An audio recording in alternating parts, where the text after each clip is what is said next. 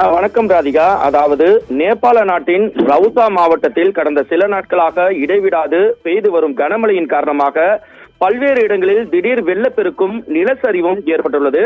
இதன் காரணமாக முக்கிநாத் உள்ளிட்ட ஆன்மீக தலங்களுக்கும் பல்வேறு சுற்றுலா பகுதிகளுக்கும் பயணமாகி இருந்த தமிழ்நாட்டை சேர்ந்த 57 பயணிகள் போக்குவரத்து முற்றிலும் துண்டிக்கப்பட்ட நிலையில் நடுவழியில் தவித்து வந்தனர். மீட்பு பணிகளை விரைவுபடுத்தவும் அவர்களுக்கு தேவையான உணவு மற்றும் மருத்துவ வசதிகளை உறுதி செய்யவும் இந்திய வெளியுறவு அமைச்சகத்துடன் தமிழ்நாடு அரசு தொடர்ந்து தொடர்பில் இருந்து வருகிறது.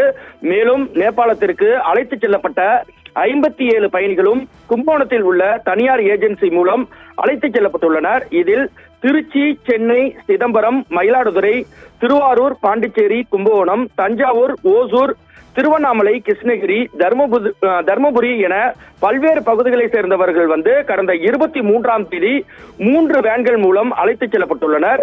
நேபாளம் சீனா எல்லை அருகே சென்று கொண்டிருந்த போது வெள்ளத்தில் ஏற்பட்ட நிலச்சரிவில் 3 வேன்களும் சிக்கியுள்ளன. அதில் பாத்தீங்கன்னா ஒரு வேனில் பயணம் செய்த 21 பேர் தப்பித்து கரை ஒதுங்கி தற்போது காப்பகத்தில் பாதுகாப்பாக வைக்கப்பட்டுள்ளனர். மீதமுள்ள 2 வேன்களில் பயணம் செய்த 37 பேர் நிலைமை தற்போது வரை என்னவென்று தெரியவில்லை. தற்போது சுற்றுலா பயணிகளை அழைத்துச் சென்ற ஏஜென்சியை அவர்களது உறவினர்கள் தொடர்பு கொண்டு தொடர்ந்து விசாரணை செய்து வருகின்றனர். மேலும் தமிழர்கள் சென்ற பேருந்து வெள்ளத்தில் ஒரு பேருந்து அடித்துச் செல்லப்பட்டதாக டிராவல்ஸ் ஏஜென்சி உரிமையாளர் பரபரப்பாக பேட்டி ஒன்றையும் அளித்துள்ளார். மேலும் பாதுகாப்பாக உள்ள 20 தமிழர்களின் விவரங்கள் தற்போது வெளியாகியும் உள்ளது. சிதம்பரத்தை சேர்ந்த 9 பேர் பத்திரமாக மீட்கப்பட்டுள்ளனர். இதே போல திருச்சியை சேர்ந்த 5 பேரும், மயிலாடுதுறையை சேர்ந்த 3 பேரும், சென்னையை சேர்ந்த 2 பேரும் மற்றும் ஓசூரை சேர்ந்த ஒருவர் என மொத்தம் 20 பேர் தற்போது பத்திரமாக மீட்கப்பட்டு பாதுகாப்பாக காப்பகத்தில் வைக்கப்பட்டுள்ளனர். நேபாளத்தில் பாதுகாப்பாக தங்க வைக்கப்பட்டுள்ள 20 தமிழர்களின் விவரங்கள் வெளியிடப்பட்டுள்ளது.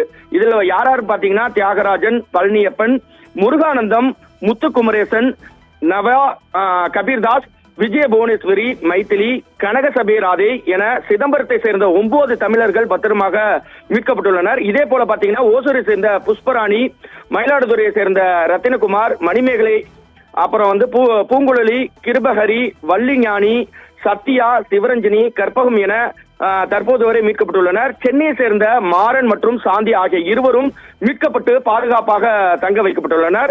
தற்போது வரை 20 பேரும் பாதுகாப்பாக இருப்பதாக தகவல் ஒன்று வெளியாக உள்ளது. இதே போன்று மயிலாடுதுறை மாவட்டத்தை சேர்ந்த முன்னாள் நீதிபதி சிவஞானம் தற்போது மீட்கப்பட்டு காப்பகத்தில் பாதுகாப்பான முறையில் இருந்து வருகிறார். தற்போது அவரை நாம் தொடர்பு கொண்ட போது தொடர்பு துண்டிக்கப்பட்ட நிலையில் இருந்து வருகிறார். அவரது தொலைபேசி எண்ணும் அணைத்து வைக்கப்பட்டுள்ளது. மேலும் தற்போது அவர் மிகவும் பாதுகாப்பான முறையில் இருந்து வருகிறார் என்பது குறிப்பிடத்தக்கது. ராதிகா.